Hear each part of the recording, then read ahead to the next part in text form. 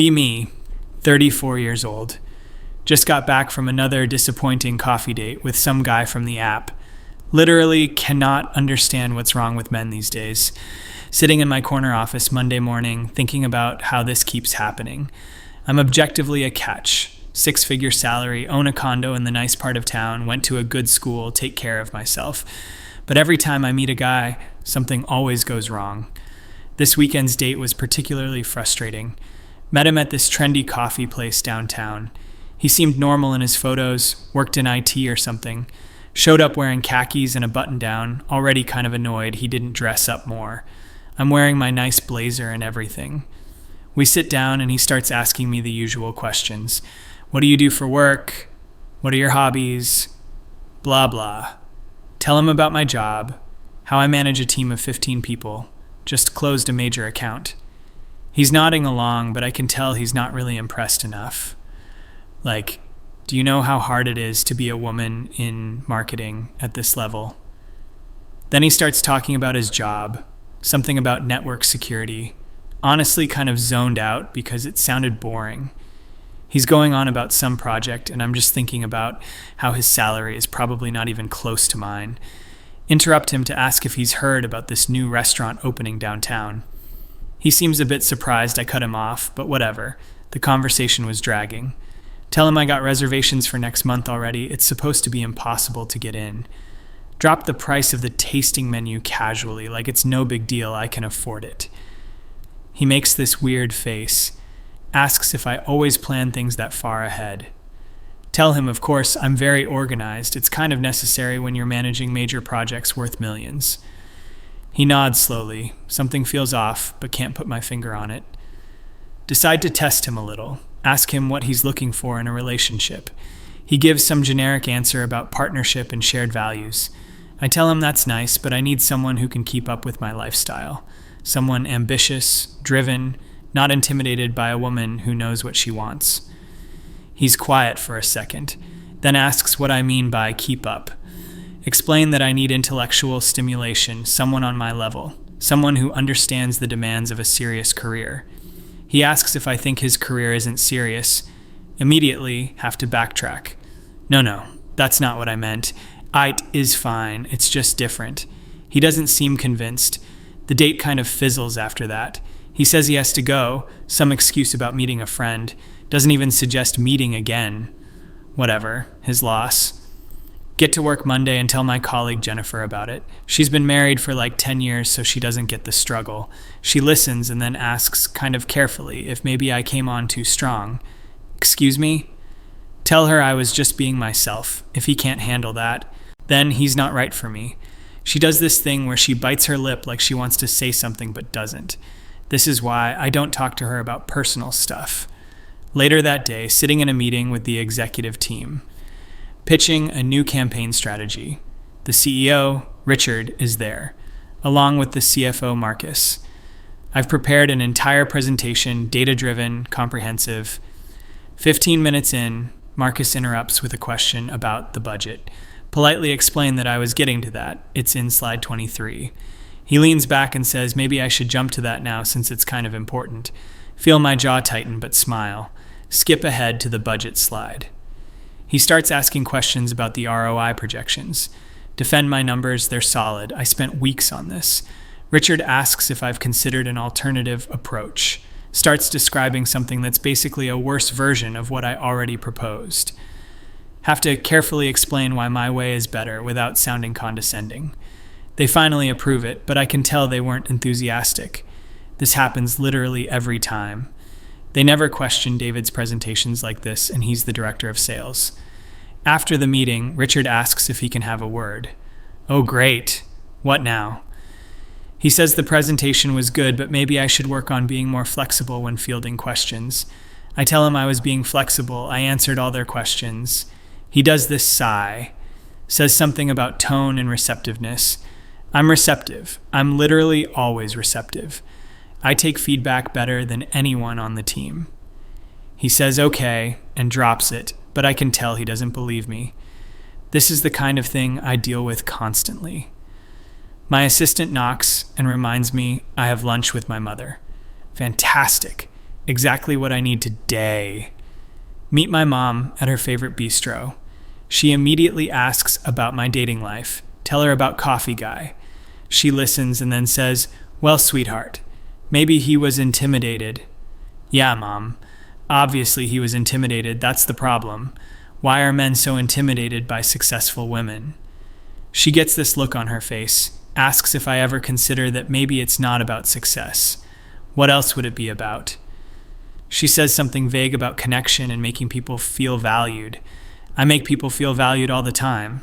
I literally manage 15 people and they all respect me. My team performs better than any other department. Mom says that's work. Relationships are different. Tell her relationships shouldn't be different. They should be equal partnerships. She agrees but says equal doesn't mean keeping score. I'm not keeping score. I just know what I bring to the table and I expect the same in return. She pats my hand in that annoying way she does. Says I'll figure it out. Get back to the office and there's an email from HR. Apparently there's been some complaints about my management style. Are you kidding me? The email is vague. Something about creating a more collaborative environment. Immediately know it's probably Trevor. He's been on my team for 6 months and constantly misses deadlines. Had to have a serious conversation with him last week about his performance. He literally said he was doing his best. Told him his best wasn't meeting the standard required for this team. Maybe that was harsh, but it's true. If I don't maintain standards, the whole team suffers. Respond to HR saying I'd like to discuss this in person. Get a meeting scheduled for Thursday. Spend the next few days fuming about it. Thursday comes and I meet with Janet from HR. She's younger than me, probably never managed anyone in her life. She starts off with the whole "this isn't punitive, just a conversation" thing. Asks me to describe my management philosophy. Tell her I believe in high standards, clear expectations, and accountability. She nods and writes something down. Then says several team members have reported feeling undervalued and micromanaged. Micromanaged? I literally give them autonomy once they prove they can handle it. The problem is half of them can't handle it. Janet says that different people respond to different management styles. Tell her that's fine, but we have targets to hit and I can't coddle people. She winces at the word coddle. Asks if I've considered that leadership is about bringing out the best in people. That's literally what I do. I push them to be better. If they can't handle being pushed, maybe they're in the wrong field. Janet is quiet for a moment, then says that the company values emotional intelligence as much as results. I have emotional intelligence. I'm aware of my emotions and I'm aware of theirs. That doesn't mean I have to lower my standards. She says she's going to recommend I attend some leadership training. It's not mandatory, but highly encouraged. Leave the meeting feeling completely misunderstood. Nobody gets that being nice all the time doesn't get results. That weekend, decide to take a break from dating apps. Go to a networking event instead. Might as well focus on career stuff.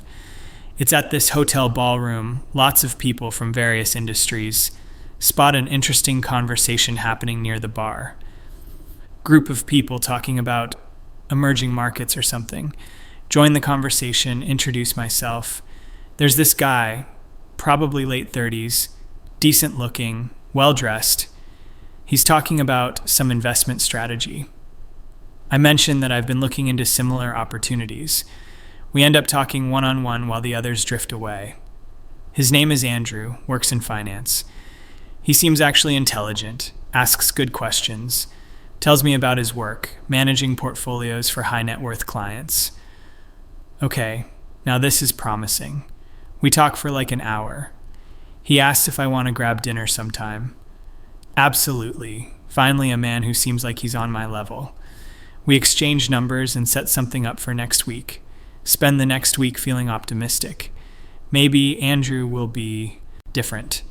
The day of the dinner, I get there first. It's a nice steakhouse, upscale but not pretentious. Andrew shows up right on time, good sign. We order drinks and start talking. Conversation flows pretty well at first. He tells me about a difficult client situation he handled. I tell him about my recent presentation to the executive team, mention how Marcus questioned my budget. Andrew asks what Marcus's concerns were. Tell him they were unfounded, my numbers were solid. Andrew asks if I considered his perspective anyway. I mean, sure, but he was wrong. Andrew gets this thoughtful look, says that sometimes people raise objections not because they're wrong, but because they need to feel heard. Okay, weird thing to say, but whatever. Tell him I hear people all the time. I'm literally in meetings all day hearing people. He smiles, but it doesn't reach his eyes. Asks about my team, how many people I manage. Tell him about the 15 people. Mention the HR situation. Frame it as them being too sensitive. Andrew asks what the specific complaints were. Tell him micromanagement and feeling undervalued. He asks if there might be any truth to it. Whose side is he on? Tell him no. I know how I manage. I'm actually very hands-off once people prove themselves. He asks how long it usually takes for people to prove themselves. Depends on the person, but usually a few months. He nods slowly, says in his experience people perform better when they feel trusted from the start. Tell him that's a nice idea but not realistic in a high-stakes environment. He doesn't argue, but I can tell he disagrees. Conversation shifts to other topics. We talk about travel, books, normal date stuff. I mention I just got back from a conference in San Francisco. Stayed at this amazing hotel, had a suite overlooking the bay. Company paid for it, obviously, but it was still incredible. Andrew mentions he was in San Francisco last month too. Asks where the conference was. Tell him the Moscone Center. He says he was there for something different, stayed at a smaller hotel. I ask which one. He names some boutique place I've never heard of. Tell him he should try the place I stayed next time. It's much better. He asks if I've stayed at the place he mentioned. Well, no, but I can tell from the website. He just says okay and changes the subject. Something feels off again. Can't tell if he's annoyed or what. Decide to ask him directly about what he's looking for in a relationship. Might as well know if we're compatible. He gives a thoughtful answer about mutual respect and growth. Tell him that sounds good. I need someone who respects my career, someone who won't feel threatened by my success. He asks, do you think men are generally threatened by successful women? Obviously, yes. It's like a proven fact. Tell him about all my failed dating experiences, guys who couldn't handle that I make more money, guys who were intimidated by my position, guys who wanted someone more traditional. Andrew listens to all this, then asks, do you think maybe it's not about your success? What else would it be about? He says carefully. Maybe it's about how you relate to people. I relate to people fine. Literally have tons of friends. My team respects me. I'm doing great at work. Andrew says work relationships are different from personal ones. In work, there's a hierarchy. People have to interact with you. In personal relationships, people choose to be there. Okay, what is he implying? Tell him I understand the difference. People choose to be friends with me too. He asks how many close friends I have. Have to think about it. I mean, there's Jennifer from work, though we're not that close. There's some women I knew from college, but we don't talk much anymore. There's my book club, though I had to stop going because they kept picking terrible books. Told them we should choose more literary stuff, and they got weird about it. Andrew is watching my face, says so not many. I have friends, they're just busy. Everyone's busy. He nods but doesn't look convinced, starting to get annoyed with this interrogation. Ask him how many close friends he has. He says 5 or 6 people he talks to regularly. Must be nice to have that kind of time. Tell him I'm focused on my career right now. Friendships can wait. He says relationships and friendships are what make life meaningful. Career success is great, but it's not everything. Cannot believe this. Tell him career success is extremely important, actually. Especially for women who've had to fight twice as hard for half the recognition. He agrees that's true and unfair, but says that doesn't mean alienating everyone around you. Alienating? I don't alienate people. People alienate themselves when they can't handle a strong woman. Andrew puts down his fork. Says, I need to be honest with you. Oh, here we go. He says I seem like a very accomplished person. But this whole dinner has been exhausting. Excuse me? He says I've spent the entire time talking about how great I am, how wrong everyone else is, how I'm always right and everyone else is threatened or incompetent or too sensitive. Tell him that's not fair. He asked me questions and I answered them. He says yes, but I haven't asked him a single question about himself. That I've dismissed or contradicted almost everything he said. That when he mentioned his hotel, I immediately said mine was better without knowing anything about his. I was just making a suggestion. He says it's not about the hotel, it's about a pattern. Says every story I've told tonight has been about me being right and someone else being wrong. My team, my executives, my dates, even my book club. Asks if I've ever considered that maybe, just maybe, I might be the common denominator. Cannot believe what I'm hearing. Tell him he doesn't know me, he can't judge my whole life from one dinner. He says I'm right. He doesn't know me. Because I haven't let him know me. I've just presented a resume of accomplishments and complaints. Stand up from the table. Tell him I don't need this. I'm a successful, intelligent woman, and if he can't handle that, fine. He stays seated, says quietly, "This is exactly what I'm talking about." Tells me I'm using my success as a shield. Any criticism, any feedback, any moment of vulnerability gets deflected with, "You're just threatened by a successful woman."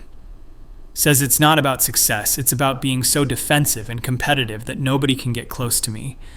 Tell him he's wrong and grab my purse. He says, "I hope you figure it out someday." I really do. Leave the restaurant fuming. Get home and pour myself a large glass of wine. Sit on my couch in my expensive condo, looking at my framed degrees on the wall, my awards from work, my perfectly decorated living room that I picked out myself. Check my phone, no messages, open the dating app, scroll through matches, all these men who probably won't measure up. Think about what Andrew said. He's wrong. Obviously. He just couldn't handle me. But then think about Coffee Guy, and the guy before that, and the one before that.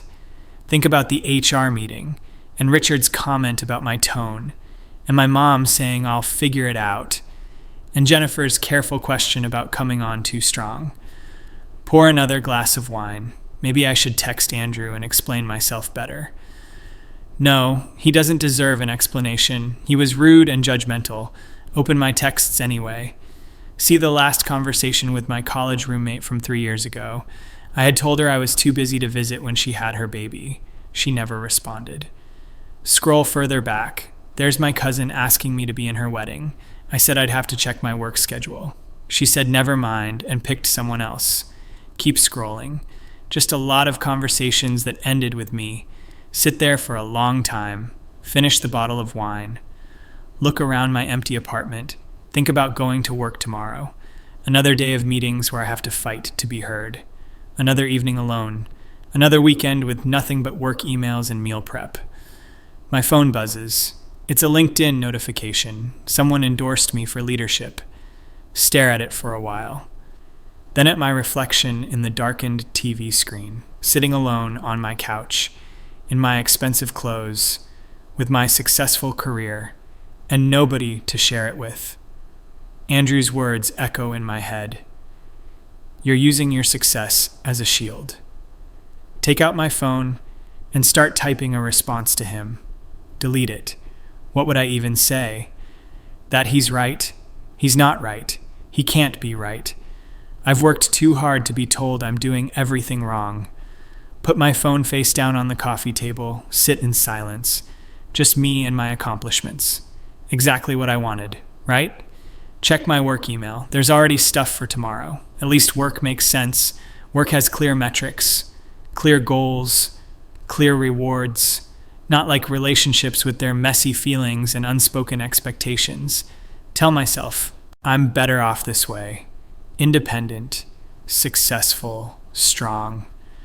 Don't need anyone. Definitely don't need some finance guy telling me how to live my life. But sitting here in the quiet, looking at another Friday night alone on the calendar, another wedding invitation I'll attend solo, another promotion celebration with no one to tell. Maybe he had a point, just a small one, a tiny one. No, he was wrong. They're all wrong. I'm fine exactly as I am. Pour the last drops from the wine bottle, toast to myself in the empty room, to success, to independence, to being right, always being right, even when I'm alone.